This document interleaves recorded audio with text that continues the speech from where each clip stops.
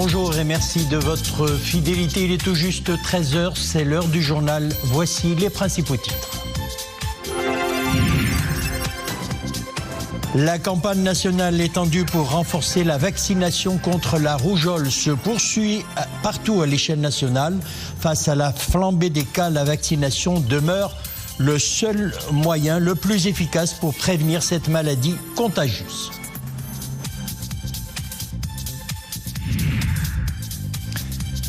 Ramadan et sommeil, une équation souvent difficile à réussir en ce mois sacré où les troubles du sommeil chez les jeûneurs sont à l'origine de mauvais comportements, de la mauvaise humeur jusqu'à la nervosité. Alors comment les gérer? Réponse dans ce journal. Le match amical Maroc-Mauritanie, c'est ce soir à 22h au Grand Stade d'Agadir où Walid Regragui compte profiter de cette rencontre pour offrir du temps de jeu aux internationaux sélectionnés. Il faudra aligner l'équipe type, précise-t-il, l'essentiel de la conférence de presse d'avant-match en fin de cette édition. La pluie fait son grand retour en ce début de printemps. Depuis hier, de fortes précipitations ont été enregistrées. Une situation météorologique qui se poursuit jusqu'à 15h à Chefchaouen, Tétouan, Al-Hossima, Al-Araïch, Ouazzane, Al-Hajb, Fez, Moulay Yacoub, Tazat, Taounet, Meknes, Sidi Slimane, Sidi Qassem, Khmisset et Khnefra. De fortes rafales de vent, 75 à 90 km/h. Avec chasse poussière par endroits, souffleront encore aujourd'hui jusqu'à 23h sur les provinces de Bouarfad, Rachidia, Donadour. Sont concernées également les provinces de Midelt, Tenrir, Figik, Taourirt, Gersif, Zagora, Ouerzazet et Oujda. Et puis des chutes de neige, 15 à 40 cm, concerneront jusqu'à demain 7h les provinces d'El Haouz, Azilal, Bni Mellel, Khnefra, Midelt, Sfro, Taza, Ifren, Boulmen, Tenrir et Ouerzazet. Une délégation de membres du Congrès américain composée de 6 députés représentant les partis républicains et démocrates est en visite au Maroc.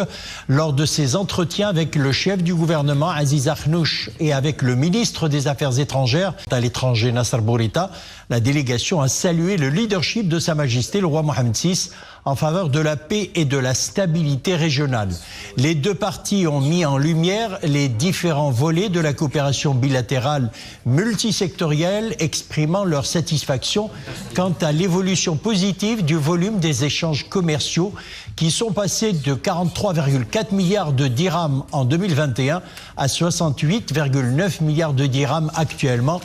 La visite s'inscrit dans le cadre de l'examen des moyens de renforcer les relations stratégiques entre le Maroc et les États-Unis d'Amérique sous la conduite des deux chefs d'État, Sa Majesté le roi Mohammed VI et le président américain Joe Biden. La conseillère communale Fatiha Al-Moudni du Rassemblement national des indépendants a été élue hier à la majorité présidente du conseil communal de Rabat avec 66 voix obtenues sur un total de 81. Madame El-Moudni remplace Esma Halou qui avait présenté sa démission du poste de maire de Rabat. La nouvelle présidente du conseil communal de la capitale a appelé les membres du nouveau bureau à travailler main dans la main, ajoutant que le bureau s'apprête à relever de grands défis qui nécessitent une coordination entre toutes ses composantes. Elle a également souligné l'importance d'une bonne gestion des grands chantiers que connaît la capitale du royaume pour hisser au rang des capitales mondiales.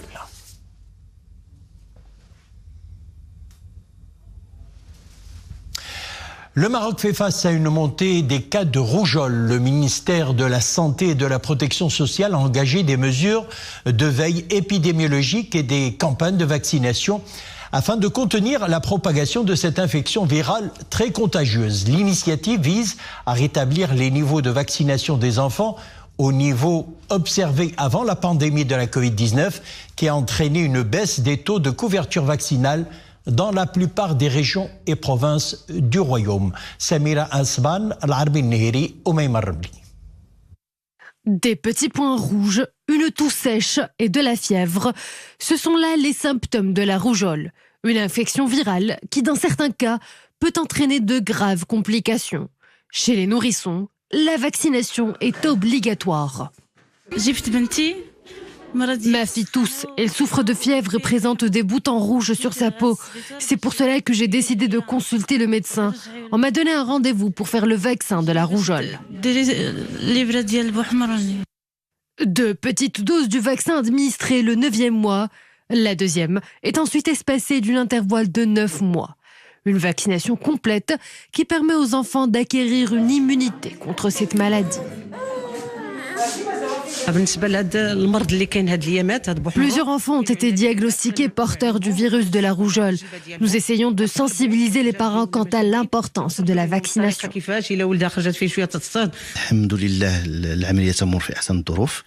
Le ministère de tutelle a lancé une large campagne de vaccination pour lutter contre la propagation rapide du virus de la rougeole. Nous insistons sur l'importance d'avoir un schéma de vaccination complet. Il ne faut pas négliger la dangerosité de cette infection. Depuis la mi-septembre, une augmentation significative des cas de rougeole est observée.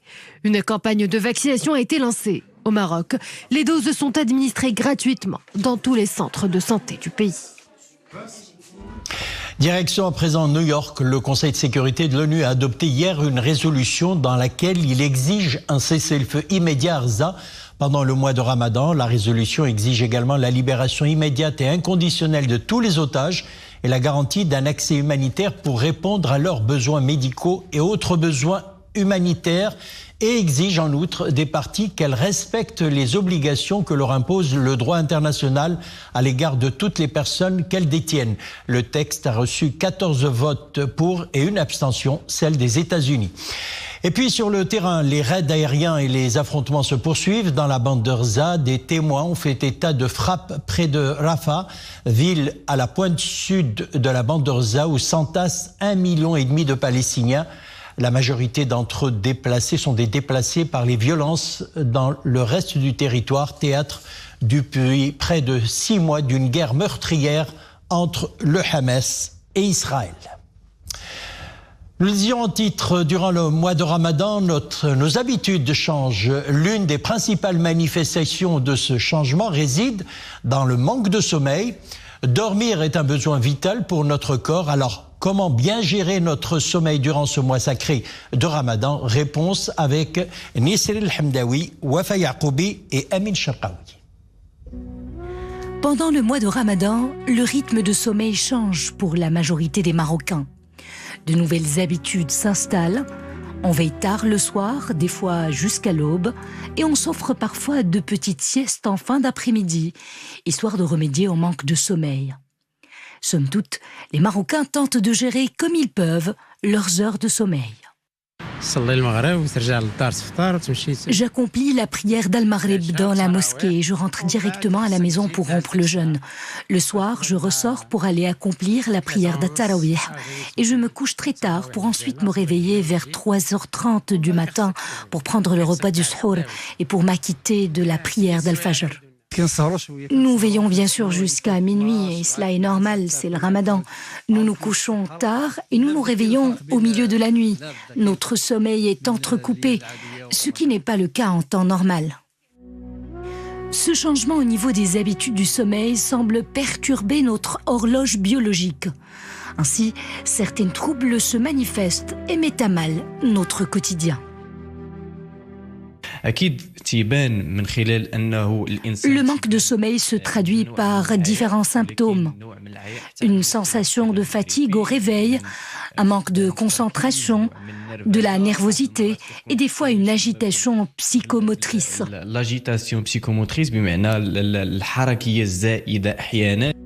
Pour remédier à tout cela, une hygiène de sommeil s'impose.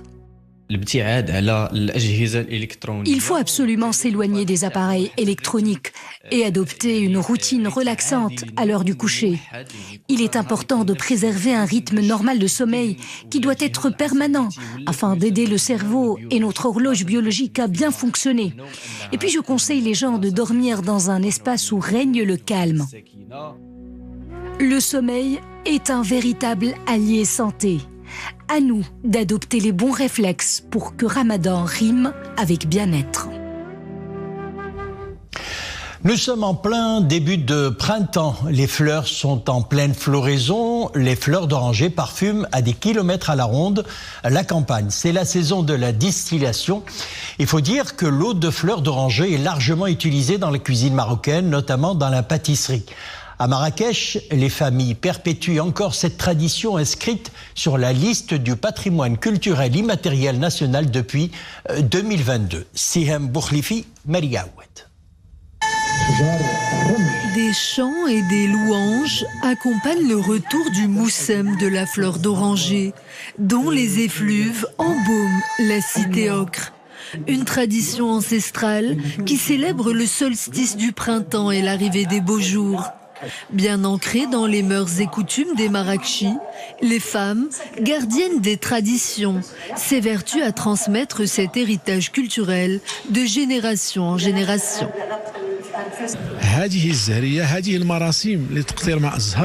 La Zahriya célèbre l'arrivée du printemps, mais aussi la récolte et la distillation de la fleur d'oranger, qui fait partie de notre patrimoine. C'est un jour de fête pour nous. D'ailleurs, cette célébration s'inscrit dans le cadre de Marrakech, capitale de la culture islamique. Cet événement est donc très attendu et très apprécié.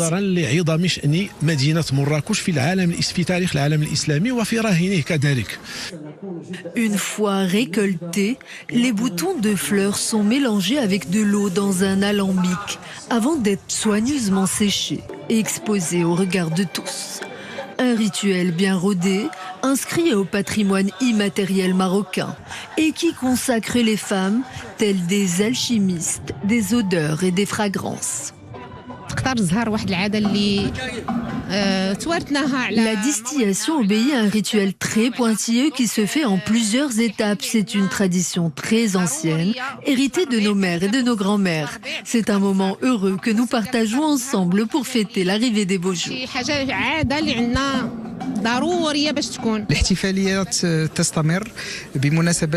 Certaines étapes de la distillation se font ici même car elles requièrent du temps et de la patience. Ce sont les femmes qui s'en occupent principalement.